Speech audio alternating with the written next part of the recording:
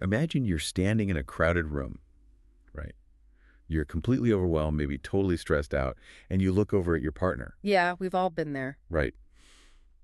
And you are just desperately waiting for them to, do something, say a word, give a look, just to show you they actually care that you were drowning. Right. You just need a signal. Exactly. But meanwhile, they're standing right next to you, completely silent, and they are utterly convinced they are loving you and supporting you as intensely as they possibly can. Which is just so maddening in the moment. It is. Why does this happen? Like, why do we walk away from our colleagues or our friends or our spouses feeling like we're living in two completely different realities? Well, that is exactly what we're getting into today. Yeah, today we are doing a deep dive into a stack of sources to explore this massive fundamental blind spot in human consciousness. Our mission for this deep dive is to map out a divide that is honestly older than culture. It's older than language. And yet it really rarely gets named directly. Right.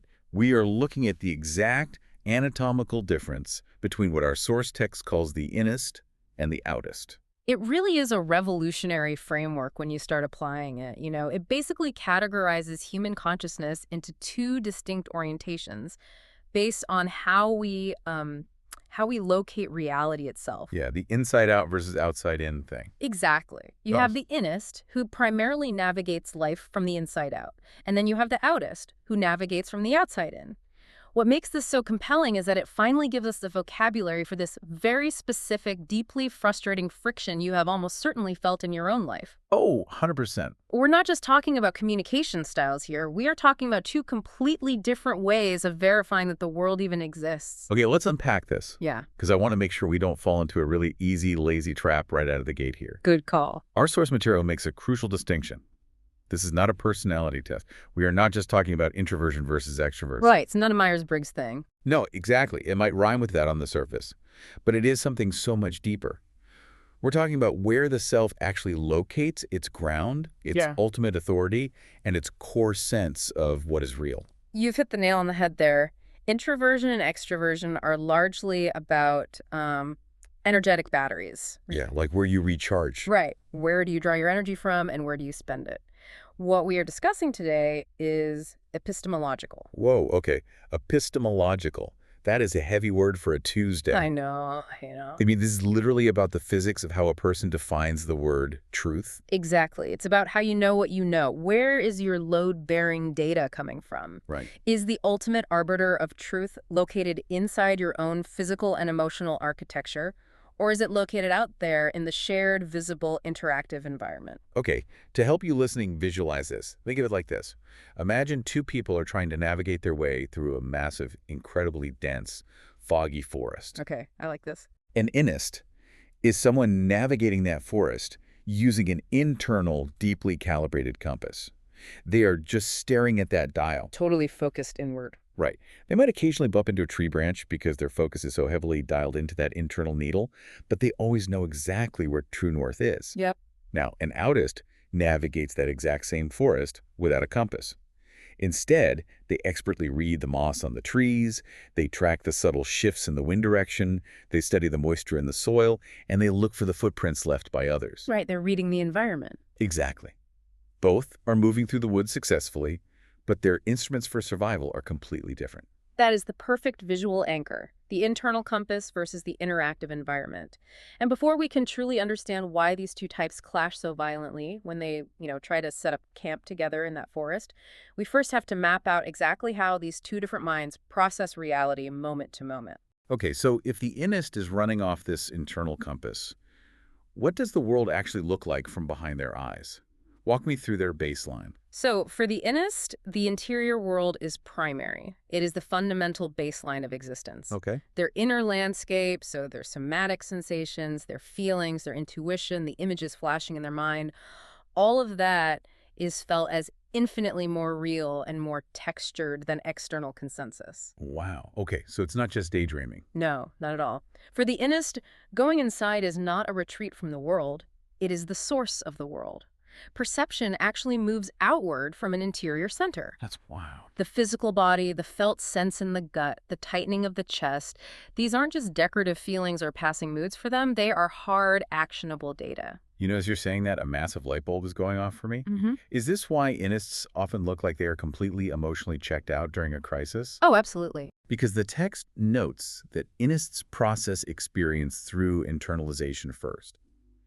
If a bomb drops in the room, figuratively speaking, they have to feel exactly where that shockwave lands inside their body before they can even formulate a response to it. Yes, and that delay is precisely where the misunderstanding begins. Because they aren't reacting instantly to the chaos in the room, people just assume they are frozen or apathetic or just not paying attention. But the reality is the exact opposite. They are metabolizing the event deeply. Exactly. They are intensely present, but they are present to an inner world that is frantically elaborating and processing the outer one in real time. It's like their brain's CPU is running at absolute maximum capacity. Pulling up historical data, mapping the current threat. Yes, checking the structural integrity of their emotions. But the external monitor is currently turned off to save power. That CPU analogy is spot on, and because of this massive internal anchoring, the Innist's sense of self tends to be incredibly stable across different contexts. Because they're always consulting the same compass. Right. They carry a consistent, heavy interiority with them wherever they go. Their sense of I doesn't fundamentally reshape itself just because the audience in the room changed. Right, right. To some people, this looks like incredible groundedness and integrity. To others, it can look like arrogant, stubborn rigidity.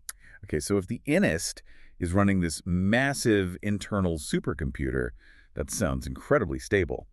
But they must hit a wall when they actually have to interact with a dynamic, unpredictable world that doesn't share their internal code. Oh, definitely. So who thrives in that external space? Let's talk about the Outist, the person reading the moss in the wind. For the Outist, the external world is primary. Reality is located, verified, and felt through what is visible, what is measurable, and what is shared or socially acknowledged in real time. Okay. The outer world isn't just a stage where things happen, it is the very place where things become real. Wait, let me process that. Yeah. Are you saying they literally don't trust their own internal compass? Well, what's fascinating here is that the environment doesn't just surround the Outist. It actively participates in the formation of their self. Huh. They process their inner states by reaching outward. If an Outist feels a vague sense of anxiety, their instinct isn't to sit quietly and locate the origin in their gut. Like an Innist would. Right. Their instinct is to name it to another person, to put it into language, to bounce it off the context of the room, and to look for feedback. They need that external friction to understand their own internal state. I have to stop you there and really push back on this. Okay, go for it. Because as someone who probably leans a bit Innist, I hear that description. And my immediate thought is, that's not a psychological orientation, that's just being manipulative. I hear that a lot. Right, because the text says they adapt fluidly to the texture of a situation. But how is an Outist reshaping their personality to charm a difficult boss, and then totally shifting their vibe to talk to a waiter, and then shifting again to talk to their partner? How is that not just being completely fake? I'm so glad you brought that up, because that is the exact judgment Innists always make. But the text is very clear on this. This is absolutely not a performance. Really? Or at least it isn't malicious performance. It is a genuine psychological orientation where the outer world is experienced as intelligent. Interesting. The Outist moves through relational space with so much less friction because they are genuinely nourished by it. They aren't faking a new personality. They are discovering a new facet of themselves that only exists in collaboration with that specific boss or that specific waiter. Wow. Okay. So they are legible. Their emotional register is accessible and surfaces quickly because they aren't waiting to find the inner resonance. Exactly. The resonance happens in the space between them and the room. Yes, the Outist is constantly throwing a radar ping out into the world and waiting for the bounce back to know where they stand. These sound almost like X-Men superpowers. The unshakable groundedness of the Innist and the frictionless, terrifying social adaptability of the Outist. It's a good way to look at it. But it begs the question, where do these orientations actually come from? Because our sources make it clear, these aren't just random genetic traits you were born with, right? No, not at all. They are deeply intelligent, highly adaptive responses to our earliest childhood environments. They are, at their core, survival mechanisms. Okay, so the compass and the moss reading were forged under pressure. Walk me through the origins. Let's start with the Innist. This orientation is incredibly survival useful in conditions of social hostility, unpredictability, or chaos. Like a really volatile home. Exactly. Imagine an early childhood environment where the outer world was fundamentally untrustworthy. Maybe the adults in the room were volatile, emotionally dangerous, or perhaps just completely absent. Right. For a child in that environment, the outer world is not a safe place to rely on for your identity. So what do? They turn inward. Yes, they learn that the only safe refuge is the world behind their eyes. They build a fortress of interiority because going inside to find steadiness was literally the only available option to survive the chaos. So the compass was forged in a storm where you couldn't trust the stars. That is heartbreaking, but also brilliant. What about the Outist? The Outist's orientation is survival useful in conditions of high relational complexity. Okay. Imagine an environment where accurately reading the room's temperature meant the difference between safety, belonging, and getting resources versus being ignored or cast out. So they had to be tuned in. Right. The child who learns that the emotional weather of the room dictates their survival learns to become exquisitely attuned to that weather. The outer world held the keys to life, so they wired their consciousness entirely to the outside. So what does this all mean when these brilliant survival tools get stuck in overdrive? Because if you spend your entire adult life relying exclusively on one navigational tool that you built when you were 6 years old, you're going to develop some severe structural blind spots. And that is exactly what happens. The text refers to these blind spots as the shadows of each type. This is what happens when the life-saving gift becomes a rigid prison. Let's hear the shadows, though. For the Innist, the shadow is profound isolation. When the interior becomes a closed system, completely self-referential, heavily defended, and unreachable, they lose all touch with the shared world. The inner world calcifies into dogma, or spirals into complete dissociation. So to bring back our forest metaphor, when the Innis goes into shadow, they just stare at the compass dial so intensely that they walk straight off a cliff because they completely stopped looking at the actual terrain. That's a great way to put it. They become a brilliant map maker of a world that doesn't actually exist outside their own head. Exactly. The map has no territory checks, and no one can reach them in there. Now compare that to the shadow for the Outist. For the Outist, the shadow is the complete loss of center. Because they don't have the compass. Right. Because their reality is anchored in the external. What happens when that external world shifts violently? What happens when external validation dries up or the social mirror they rely on becomes distorted or toxic? They stare at the moss so closely they forget they were even trying to get out of the forest. Yes. The Outists can completely lose contact with what they themselves actually think, feel, or want. They end up performing stability rather than inhabiting it. Wow. The most tragic part of the Outist's shadow is that they might not even realize they are entirely hollow until they are completely alone in a quiet room with no one there to reflect them back to themselves. They feel like they cease to exist. Hollowness for the Outist and profound isolation for the Innist. If you were listening to this right now, you might be feeling a little called out. I think we all are a little bit. But here is where the rubber really meets the road. Because both of these types are desperately trying to avoid their respective shadows. Putting them in a room together, especially in a high-stakes romantic relationship or a tight work partnership, sounds like an absolute recipe for disaster. In Crash, they do. Because when an Innist and Outist meet in the wild, the friction is almost always about one core issue. The text calls it the battle for proof of realness. Proof of realness. I love that phrasing. How does that battle actually play out? Because I want to get hyper-specific here. Okay, let's do it. Let's role play a scenario. Let's say we have a married couple, one Outist, one Innist, and they are dealing with a massive stressor. Let's say the Outist partner just got passed over for a huge promotion at work.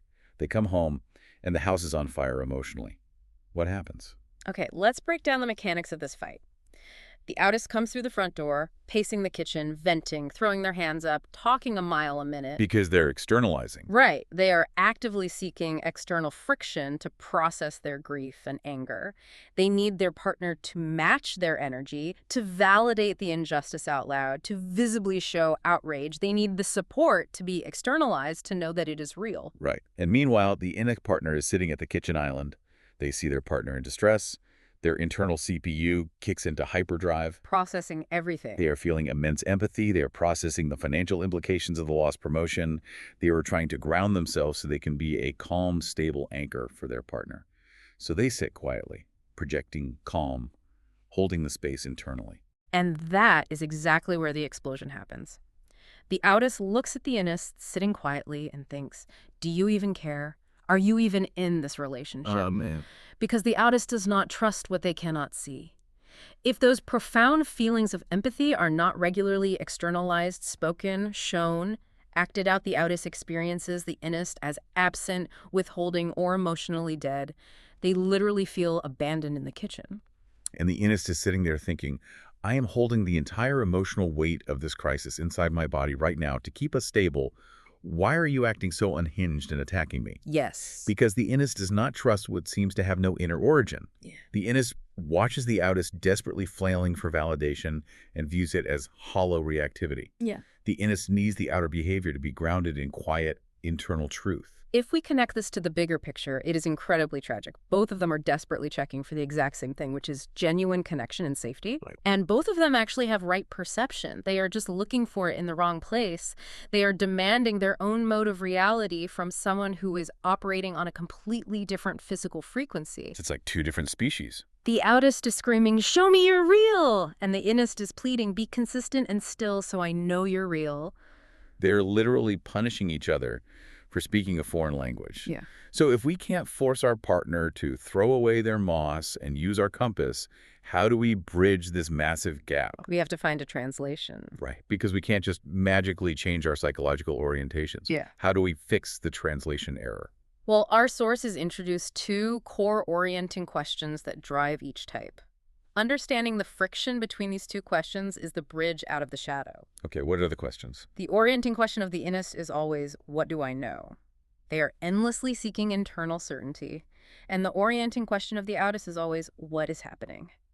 They are endlessly seeking external context. Here's where it gets really interesting, because the text makes a brilliant philosophical point here.